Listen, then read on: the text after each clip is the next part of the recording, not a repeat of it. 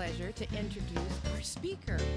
Our speaker is Reverend Murray Shelton. She's with us today. And Reverend Shelton was the senior minister in Santa Rosa and Huntington Beach, California, and Vancouver, British Columbia. And she has spoken at many conferences and conventions all over the world. And I'll let you in on another secret. She is the catalyst of why Reverend Georgia is a minister. Should we love her up right now? Come on up, Reverend Mary.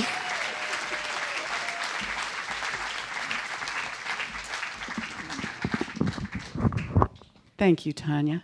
I'm only sorry that Georgia isn't here so that I can spend some time with her today, but I'm delighted to be with you all. Happy Memorial Day weekend. You know, we ministers spend quite a bit of time putting talks together because we want to be able to make you think, to entertain you, to illumine you, and to hopefully keep your attention for 20 minutes to half an hour. So this particular pastor told his congregation, he said, next Sunday I'm going to speak on the problem with telling lies. And so in order to prepare for my talk next Sunday, I'm going to ask all of you to read in the New Testament, Mark 17, so that you'll be prepared when you come in for what I'm going to say to you. And so a week went by, and the next Sunday he came back in and he said, good morning, everybody. I'd like to see a show of hands. How many of you read Mark 17 this week as I ask you to prepare for my sermon today? And every hand went up. And he said, very good, very good. Now, there are only 16 chapters in the book of Mark. And so now I'm going to begin my sermon on the trouble with lying. See, sometimes we want to do well, and we want to look good, and we want to have it all together, but inside we don't quite. You know, inside we're not quite there yet, or we're afraid we might fail, and we don't want other people to see us, and we're worried about falling down and looking bad, and all those sorts of things. Can you relate to this? And so as I was preparing for this talk, I was looking into how it is that baby birds learn to fly. Because I was under the impression that because they have wings and they're supposed to fly, they're built to fly, that even if their mother pushes them out of the nest at some point and they don't do it on their own, that they flap away and, you know, discover that they can fly. But that isn't how it works at all. Baby birds are motivated by food. So when they get big enough, the parent bird, who's got the little worm or whatever it is, backs up out onto the limb. And the only way for that little bird to get the food is to come out of the nest and to walk out on the limb a little way to get it.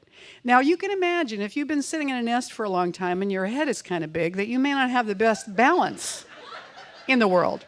So sometimes those little birds get out on the limb, and rather than getting to the worm, they fall. And when they fall, they hit the ground, which is no fun. So what happens is that as they are continually motivated by the food, they still get out of the nest, but they flap around as they start to fall because they don't want to hit the ground. And they begin to discover when they do that, it slows down the fall. And their wings get a little stronger. And they don't become expert flyers immediately, but the more they practice and the more they flap, the better they get at it. And so eventually, as soon as they fall off the limb, they flap away, and the next thing you know, they're right back up there again. Now, we do know that sometimes parents see that the bird is not really getting the hang of it, and they knock them out of the nest to start the process. But they all learn to fly. You never see an old bird sitting in a nest who never left. You know, it doesn't happen. So I believe that just as birds are designed to fly, that we also are designed to fly in our own way. And the good news is that most of us, we've already done that many, many times. You know, if we're healthy, we have learned to walk, we've learned to talk, we've probably learned to drive. Maybe we've learned another language. We've certainly learned to communicate. There are all sorts of things we've learned how to do. We may know how to play a sport or an instrument. We may have taught ourselves to smoke or something not so great for us, but we've practiced until we've learned. Before Velcro, we used to have to learn to tie our shoes. And when I was little, I can remember trying to learn to blow bubbles with bubble gum and trying so hard that I'd shoot the gum right across the room, you know, trying to learn how to do it. But we learn gradually because we're motivated for that thing. You know, I learned how to drive And it wasn't something I was naturally great at right off the bat, like some kids are. But I was motivated because I wanted that freedom. So I wanted to learn how to drive. When I was 31 years old, and I was a senior in the School of Ministry, I was experiencing a divorce. And so my ex-husband and I turned our one car in, and we got two cars. I got a car with a standard transmission, which I did not know how to drive. So at whatever it was, my early 30s, I was in Seattle in the wintertime with the hills and a standard transmission with a 5-year-old belted into the front seat of the car and a job in downtown Seattle. And just to make it more interesting, that was the year that flow lights went in on the freeway. So that meant that line getting on the freeway, each car or each couple of cars had to wait for the green light before they could go, and then the next group had to stop, which meant going in and out of first gear interminably painfully numbers of times, not only for me, but for all the people behind me who were hoping that I wouldn't hit them or kill the car and make their commute even slower, you know? Now, I was not motivated to learn to drive that car because I wanted to drive a standard transmission. It was so difficult that if I had had a choice after the first couple days, I wouldn't have continued with it. It was so humiliating to try and learn and to be so bad at it for what seemed to me like a long time. But I had to get to work, and this was the only car I had. So I had to learn to drive it, and my motivation was necessity. Can you relate to this? A lot of us come into New Thought, we come into any kind of spiritual group or tradition out of necessity. We're in pain. We want something to change in our lives. We want to find a way, a healing, a something to make the difficulty go away, to make the pain go away. Some of us come onto our spiritual paths because we're inspired and we want that deeper experience of the presence of God. That's the calling, and that's our motivation. But sometimes our motivation is discomfort, right? So we can come from both of those directions into the spiritual path. And when we come into the spiritual path, we begin to learn the tools. We begin to learn our spiritual practices that help us to re-find our center when we get lost, and that help us to find resources to support us when we face challenge. Because I have to tell you, and if you're here for the first time, I should apologize for this. Sometimes people think coming into a spiritual group or coming into New Thought means that once you get it, once you really get it, you never have any more challenges. Wouldn't that be nice? Now, today, the 25th of May, it is exactly 28 years, exactly 28 years since my first Sunday as a minister in Santa Rosa at the Church of Religious Science there. And I stood up to speak to that group that morning, and I did not have a clue what was coming or how to do it. You know, just graduating, as my ministerial mentor said, is receiving a license to learn in public. So when you stand up as a new minister, it's not that you have it all figured out or you've got it all together. It's now your path begins, right? So Ernest Holmes, our founder, said everything in the universe lives only because it has a divine spark incarnated in it. And we might say this spark appears to have different degrees of expression. It makes the grass grow, the birds sing. It is the genius of the artist, the dance of the dancer, the message of Jesus. The conclusion that God is all there is means that all that is God occupied, God personalized, God in everything as that thing. That's the essence of our flight. That's the essence of who we are. But we don't come in already fully aware of it unless we've come in as a Buddha. We don't come in fully aware of it. We've come in to learn the bits and pieces that bring us to that awareness, to that conclusion. And so in the process, we fall. Some birds have to fall to fly. They can't fly any other way. When I was living in Vancouver, I was out on a walk in this beautiful park area. And there was a woman who lived in a house that bordered on the park, and I got into a conversation with her, and she was telling us that on her second floor deck, which was surrounded with plexiglass, that an owl had flown in up there and landed on the deck and couldn't get out. Because apparently owls have to fly down. They fly from a perch down. And so she said I couldn't get a hold of it. So I put things on the deck, steps and chairs and whatnot for it to hop up on, so it could hop up all the way to the railing so that it could fly. Otherwise, that owl would still be on her deck. And I guess that bats are the same way. They have to fly down. So if they fly into something that's a container of some sort, they're stuck. They can't fly up to get out. Well, similarly with us, we sometimes make our greatest strides out of things that we have not done so well at initially. Things that have been challenging for us, but we've persisted at for some reason. I think it's Tony Robbins who said that good decisions are a direct result of experience. And experience is a direct result of bad decisions. So we have to gather experience in order to make those good decisions. And the way we gather the experience is by learning and adjusting and learning and adjusting as we go. God bless you. When my niece was about 3 years old, I remember being at my brother's house, and they had a house that had 3 cement steps out in the front. And my niece was about 2 or 3, she was climbing up and down these steps. And she was so delighted that she could do it, that she just kept climbing up and down and climbing up and down and climbing up and down over and over and over again. And she did it until she was completely exhausted and she could not climb up the steps again. But she wanted to, and she was so frustrated that she couldn't do it anymore that she sat down on the bottom step and put her head down and wept.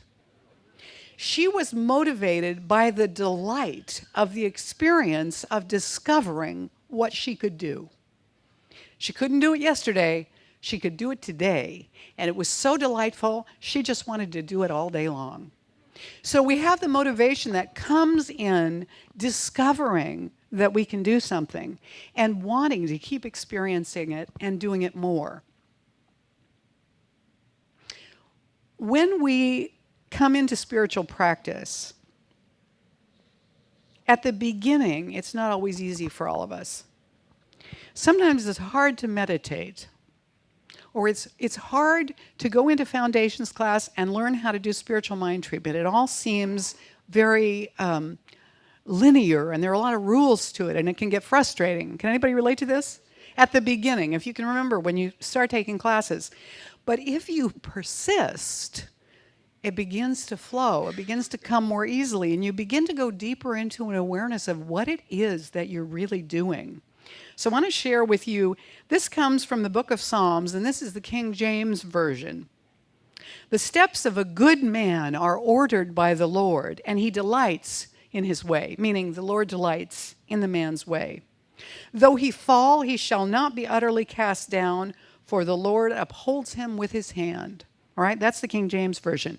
Now, if we were to translate that into a New Thought version, we might say this: a person whose spiritual practice is heartfelt will experience God's guidance and the support of the creative law. Did you hear that shriek of laughter over here when I said that? That's God's guidance and the support of the creative law happening right over there. Because it's heartfelt, right? It's heartfelt. A person whose spiritual practice is heartfelt will experience God's guidance and the support of the law. Not because God and the law are rewarding that person, but because their heartfelt practice allows them to feel their way into the deeper truth of that divine presence. So there's nothing being given extra by God or being withheld by God. It's a discovery of what was always there. Even when he forgets the truth he knows, he will not remain lost and forgetful. His connection to God is so powerful, it will bring him back to his center. So this is why we want to continue that spiritual practice and allow ourselves to be motivated toward that greater connection, toward that deeper truth, toward that homing light that helps us find our way back to the path when we've gone astray, or lets us know time to see my practitioner.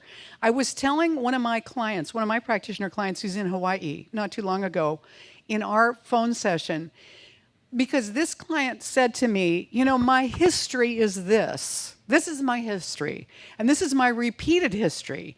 And I'm afraid that I'm going to do that same thing in this situation, that I'm just going to repeat what I've always done. And maybe I'm not capable of doing it differently. Maybe I'm not ready. Maybe I'm not able to make this kind of change. And I said, honey, you would not have called me for treatment if your soul was not telling you that you're ready.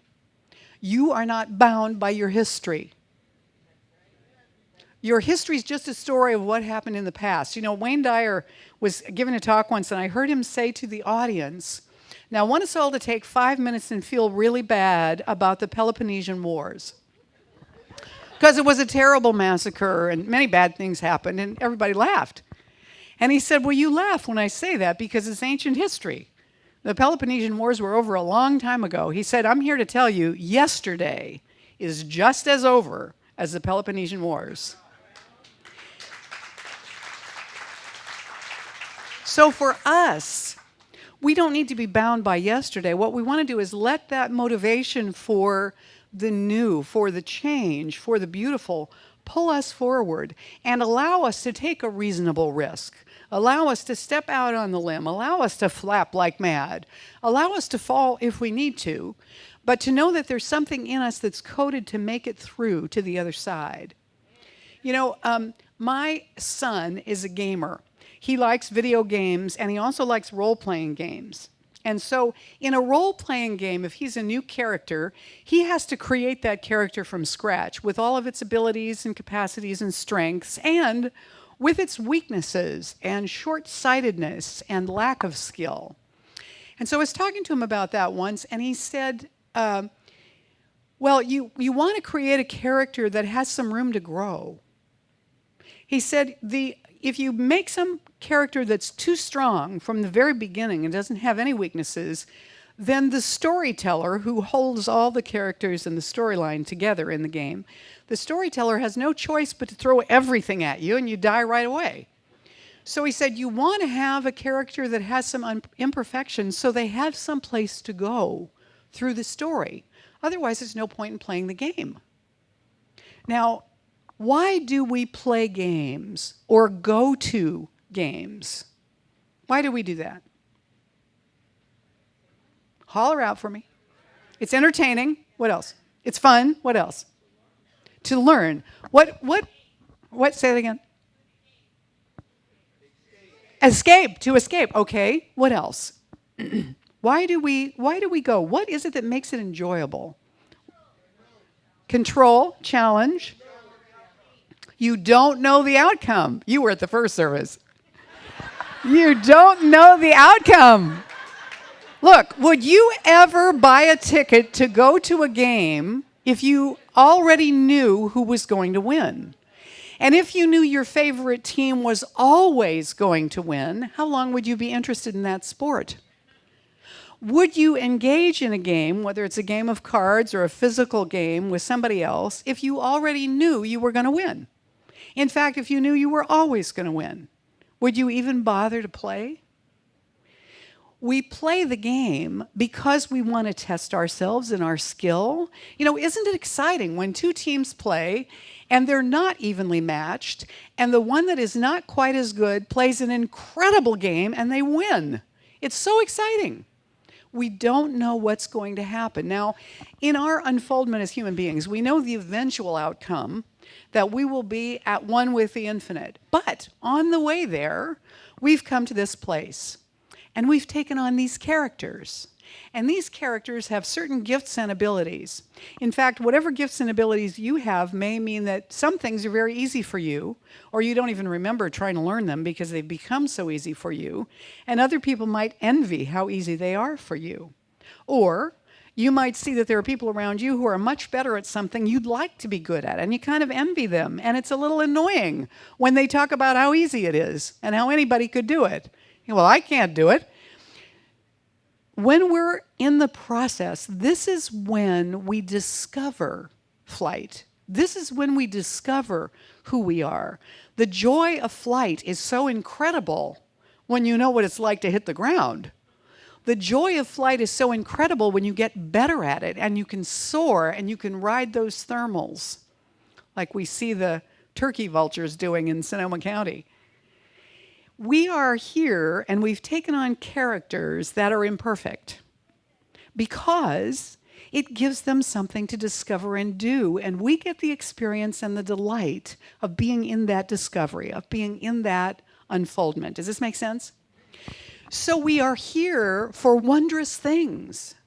And if we were to recognize the wondrousness of why we're here, we could consider perhaps our motivation is that our role here is not to do everything perfectly, but to be a light to every person we encounter. So that when we leave that person, whether it's somebody we're standing in line with at Costco, even if we never said a word to them, that somehow we left a blessing intentionally for them, so that every person that encountered us was increased somehow when we left. Even if we sold them something and they gave us money, they were increased somehow by their experience of us. See, we're not here to hide our light under a bushel because it isn't perfect, but we're here to let that light out, to be something to everyone that we encounter, and to be motivated to let that shine, because as we let it shine, we discover its brilliance. As we let it shine, we discover the light ourselves.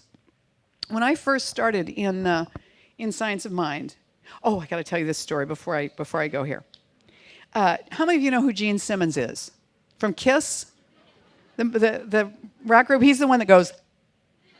That's Gene Simmons. And for those of you that are listening to that on recording, that's the tongue hanging out. That's... He said this, and I think it's really important for us as metaphysicians, and I'll tell you why.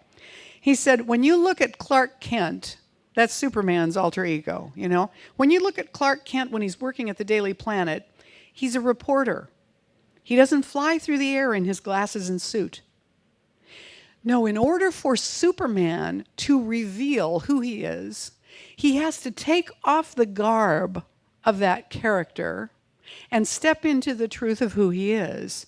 He's got to run into the phone booth and take those clothes off so that he can fly out as Superman. Now that there are no phone booths, God knows what the poor guy does. But do you think, they never show us the first time that Superman went into a phone booth. What if he got his knots in his shoes got stuck? What if he couldn't get his tie undone in a hurry? It probably was a little awkward the first few times. And what we say in the Science of Mind is, this is jargony, but I'll say it and then I'll explain it. We need a new mental equivalent.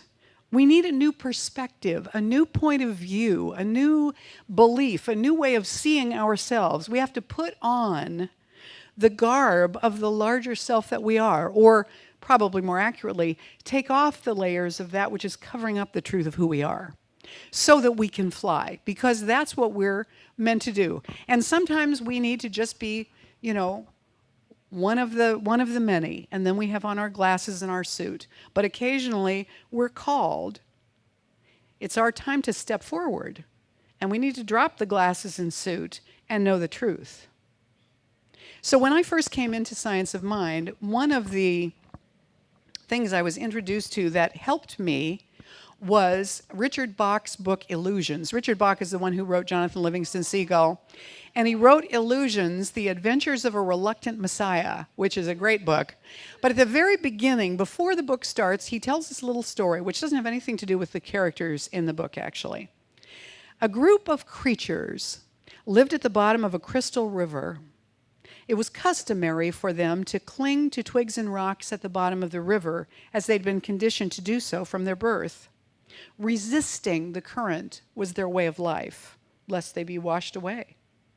One creature, however, decided to let go of its clinging nature to go with the flow of the current.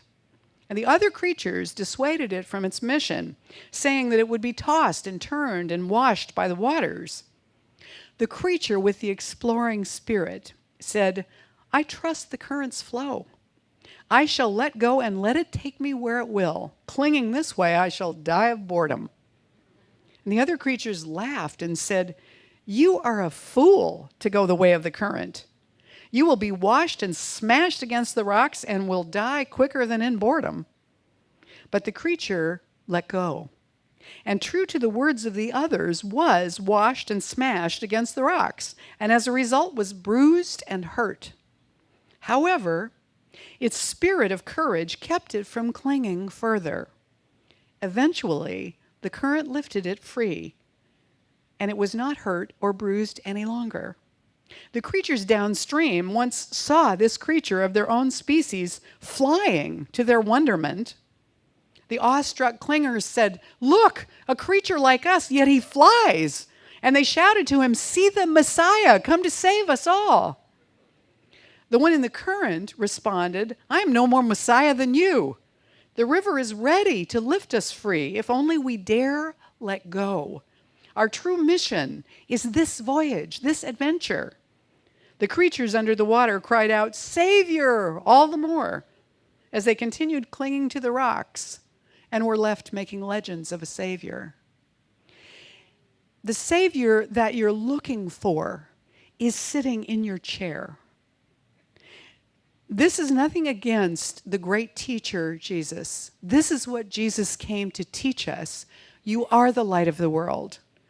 And you can only discover it if you take the bushel basket off. We are creatures who are meant to be more than creepy crawlies who think that we're nothing. And so I want to conclude this morning with the words of Rumi. I love Rumi. Rumi says this to us. You were born with potential. You were born with goodness and trust. You were born with ideals and dreams. You were born with greatness. You were born with wings.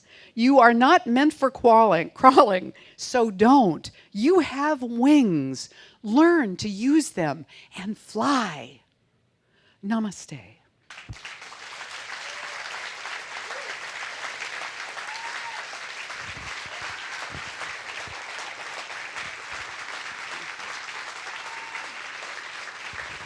Thank you very much. Thank you. I forgot to say, I want to invite you to, if you'd like to be on my mailing list, you can sign up at that little table over there. Give me your email address and your name, and I'll put you on the mailing list. Are you willing to join me in a prayer right now? Short prayer? Okay, let's close our eyes together. Bring your attention to your heart center, and let's know right now that there is one infinite, unlimited presence. It is the presence of all wisdom and possibility, of all love and joy and creativity. It is boundless.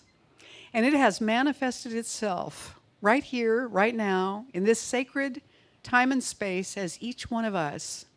Each one of us has been intentionally chosen to be the manifestation of Spirit in this particular way that it cannot get in any other way.